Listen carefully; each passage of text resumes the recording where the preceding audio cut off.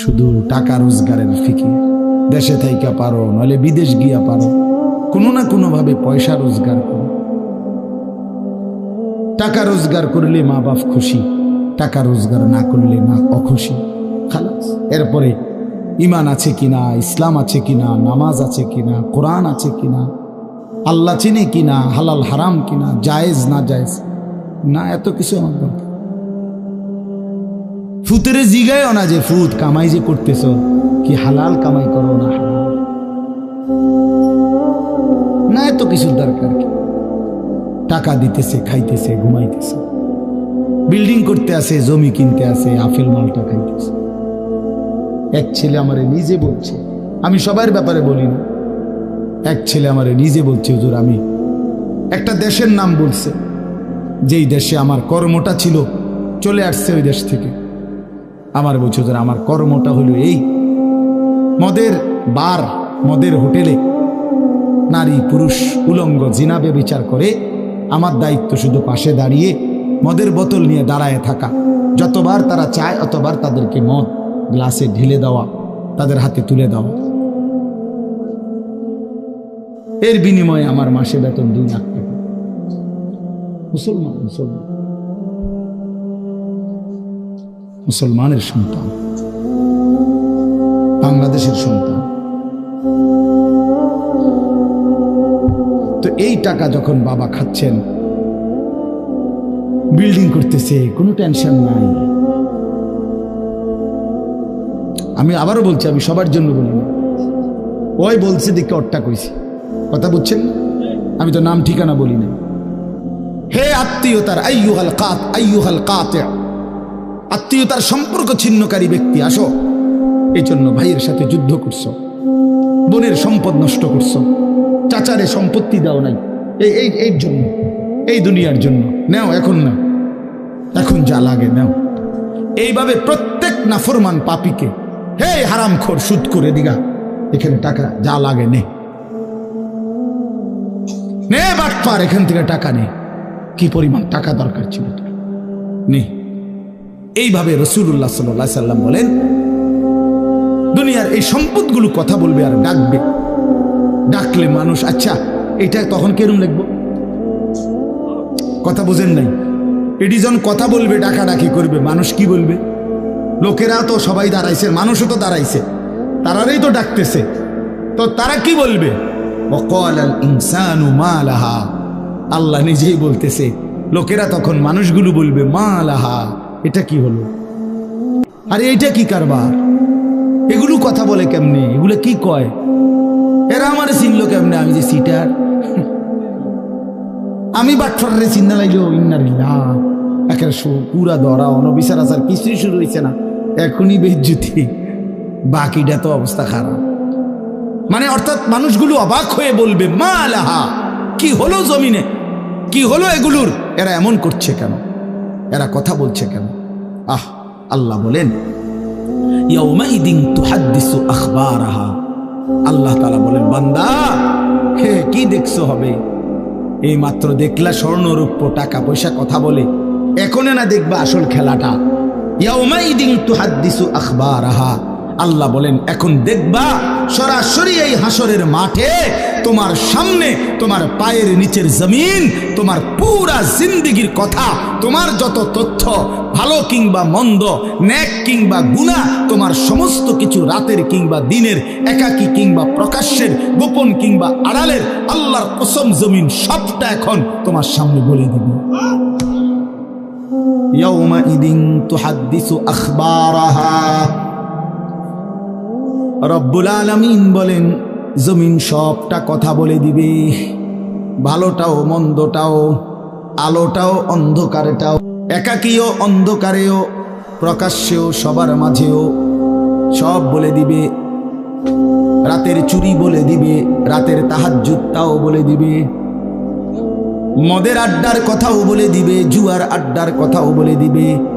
সারা রাত যুবক উলঙ্গ ছবি দেখেছ, আল্লাহর কসম সেটাও বলবে। যে যুবক মালিকের সেজদা দিয়েছে সেটাও বলবে, তাহাজ্জুদও শোনাবে, আবার সবার সাথে যে জামাতে নামাজ পড়েছে এটাও বলবে। সব কিছু বলে দিবে।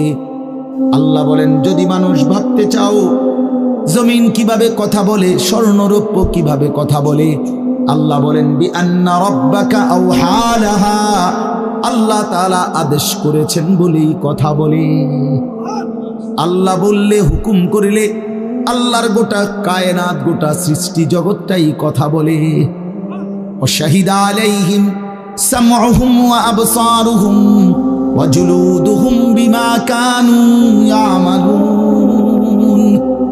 আল্লাহ বলে, হাসরের ময়দানে বান্দা, তোমার কান, তোমার চোখ, তোমার সারা দেহের চামড়া, জুলুদুহুম, তোমার সারা দেহের চামড়া, হাসরের ময়দানে তোমার পুরা জিন্দেগির কর্মকাণ্ড বলে দিবে। চামড়াগুলো বলবে, চামড়া, মানুষের শাহওয়াত চামড়া। এই জন্য সমস্ত যৌনতার ঘটনা, অসভ্যতার ঘটনা শরীরের চামড়া বলে দিবে। মানুষের শাহওয়াত চামড়া। কথা বুঝছেন কি? হ্যাঁ, চরমে চামড়ার মধ্যে শাহওয়াত, কামনা, বাসনা, যৌন চাহিদা। এই জন্য যত লোক দেখবেন বিভিন্ন হসপিটালে, যত ডাক্তার চর্মরোগের ডাক্তার, তত লোক যৌন রোগেরও ডাক্তার। হ্যাঁ, চর্ম ও যৌন রোগ বিশেষজ্ঞ, এটা একই বিষয়, একই চ্যাপ্টার। চামড়া মানে আল্লাহ তাআলা বলেন, তোমার চামড়া বলে দিবে কত রাত, কত দিন নারীর প্রতি অবৈধ আগ্রহ, অস্থিরতার, বেহায়াপনার, অসভ্যতা করেছিলে।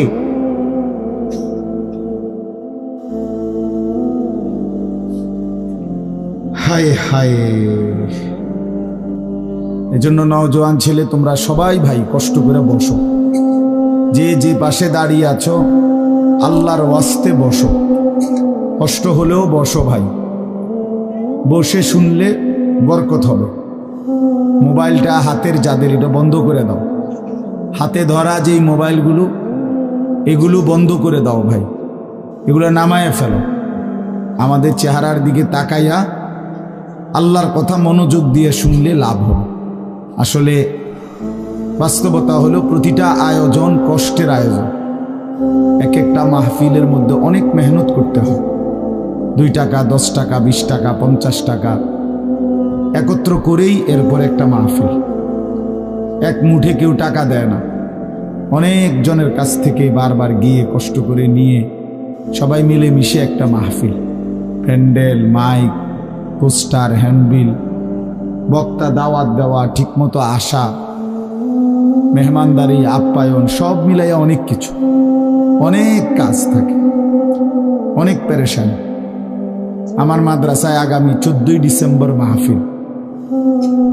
তো গত 1 মাস থেকেই এই পরিকল্পনায়, এটা হবে কোথায়, ওইটা হবে কোথায়, বক্তা বসবে কোথায়, শ্রোতা বসবে কোথায়, প্যান্ডেল হইলে কোন দিক দিয়া, এই কত কিছু যে লিখছি আমরা।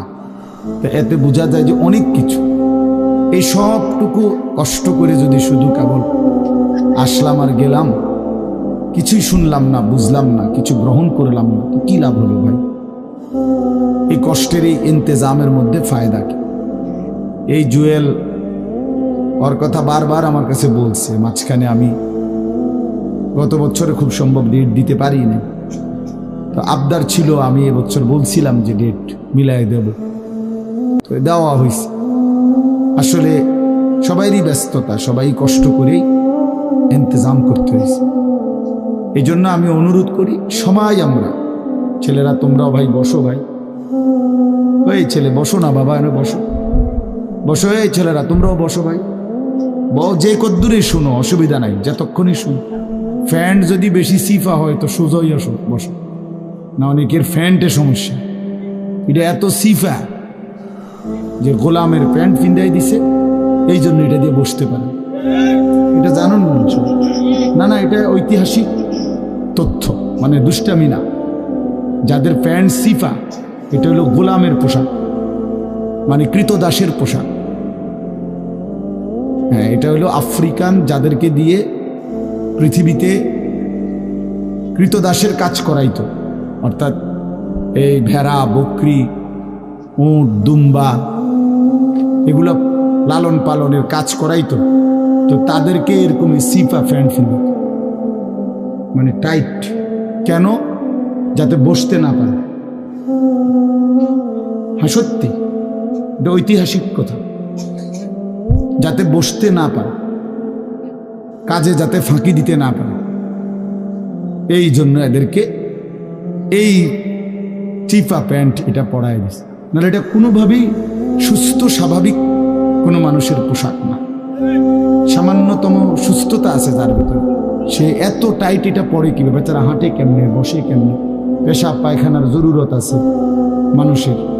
তাইলে এটা পড়া মানে দাঁড়াইয়া প্রস্রাব করা ছাড়া তো অন্য কোনো সিস্টেম নেই, নাহলে এটা সে কিভাবে বুঝবে? তাইলে এত কষ্ট করে মানুষের পোশাক আল্লাহ তাআলা নাজিল করেছেন। ইয়া বনি আদমা কাদ আনজালনা আলাইকুম লিবাসান, কোরআন শরীফে আছে। আল্লাহ বলেন, হে বনি আদম, আমি আল্লাহ তোমাদের উপরে পোশাক নাজিল করেছি। পোশাক আল্লাহর দেওয়া। এই যে মানুষ পোশাক পরার এই অনুভূতি, এটা আল্লাহর দেওয়া। আদম আলাইহিস সালামকে আল্লাহ তাআলা সৃষ্টি করে পোশাক ছাড়া পেশ করে নাই ফেরেশতাদের সামনে। কি মনে হয় আপনার? খোলামেলা, বুঝছেন না কথাটা? তো ওনার গায়ে কি ছিল? পোশাক ছিল। তো আল্লাহ তাআলা যখন থেকে আদমকে সৃষ্টি করলেন, তখন থেকে আদমের গায়ে পোশাকও দিল। সেই থেকেই পোশাক।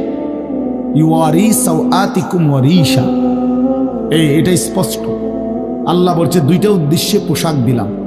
এক, এটা তোমাদের লজ্জা ঢেকে দিবে, আর ওয়ারিশা, এটা তোমাদের সৌন্দর্যের উপকরণ হবে। তাহলে এটার মধ্যে একটা আর্ট আছে, সৌন্দর্য আছে। এটা লজ্জা ঢাকবে।